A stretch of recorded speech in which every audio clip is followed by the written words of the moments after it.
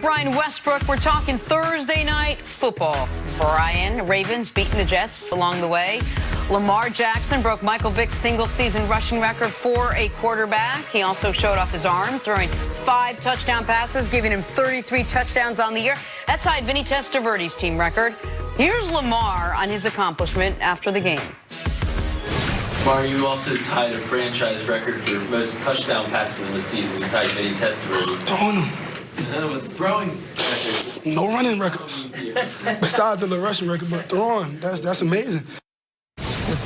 As Nick said, his medallion game is off the chain. He's winning that too. Him and no question about it. Him in prime time? Yeah, absolutely. I mean, honestly. All right, Brian, which is more impressive? Which of the Lamar's feat is more impressive, the rushing record or the passing touchdowns? Well, it's the passing touchdown. When he came out of college, we knew that he could run the football. The big question was, are you able to throw the ball effectively in the NFL?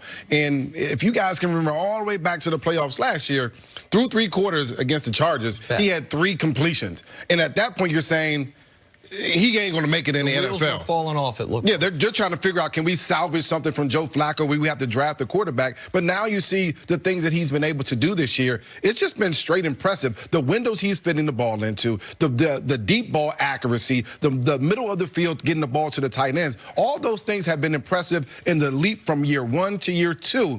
Which a lot of people make that big leap. Nobody has made a bigger leap passing the football than Lamar Jackson. Here's what I'll say. I think the only way that the passing touchdowns are more impressive than him breaking Michael Vick's rushing record is if you didn't think that he was going to be capable of developing into a competent quarterback when he came into the National Football League. I mean, unless you thought he was going to be Tim Tebow or Jace, then I don't think it's a situation where you should be impressed by throwing for 30-plus touchdowns. We had 9 quarterbacks in 2018 throw for 30 or more touchdowns in an era where throwing the football is as prolific as it is and the rules are set up to have success in the passing game.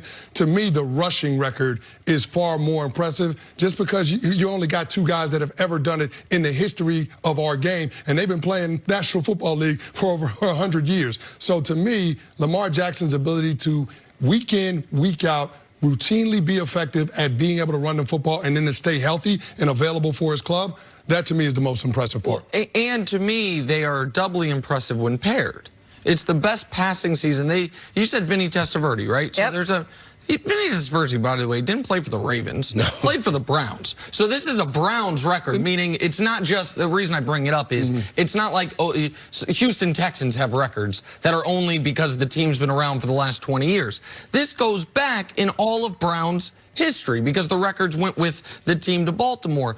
But to beat Vick's record, if you remember when Vick set that record, it was because he really, and I really like Michael, he couldn't throw well at that point in his career. He could throw a beautiful deep ball, and he was terrifying to play against, but he was not the passer he became in Philadelphia at that point in his career. He was running as a necessity. Lamar sometimes runs as a necessity, but sometimes it's just one of the weapons he can hit you with. But I did find it interesting. So I do find the rushing record more impressive because I also think that record's going to stand as long as he wants it to stand. Like, he could break it. I don't see anyone coming up, through the pipeline that is going to be able to match what he has done. But he was asked about the rushing record after the game. He said he didn't even know what happened. Mark Ingram's like, I told you, congrats on the field. He's like, oh, that's what you were talking about? The passing record, I think, means more to him, because of what to your point, what he's been questioned about. One other just note from the post-game interview I thought was really interesting. Whenever he's been asked about his individual accomplishments, he has deferred and said, we're worried about the season, we're worried about the Super Bowl, things like that.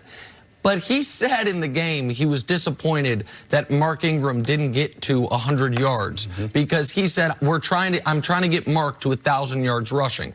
And that to me was such an awesome moment. And I knew it was something you would like, Jenna, because he is basically saying my individual accomplishments, don't worry about it, it's all team.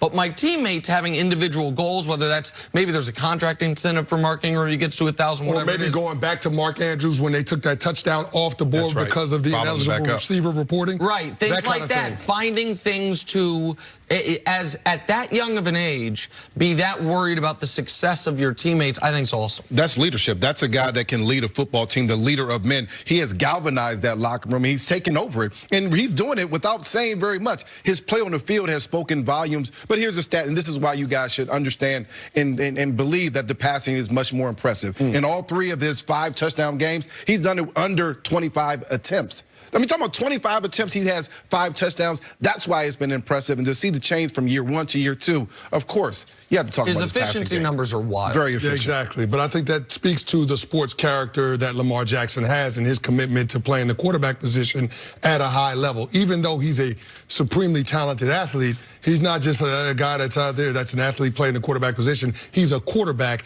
that happens to be an athlete. And the dedication that he has to his craft and the way that he made that jump from year 1 to year 2, that to me speaks volumes about who he is as a person. But he's a young second-year quarterback. He's not an older second-year quarterback. He's younger than Burrow is right now at LSU. Are you surprised with how consistent he's been and how the trajectory has been on upward? I mean, we've seen even guys like Russell Wilson who've had step backs like he had a couple weeks ago.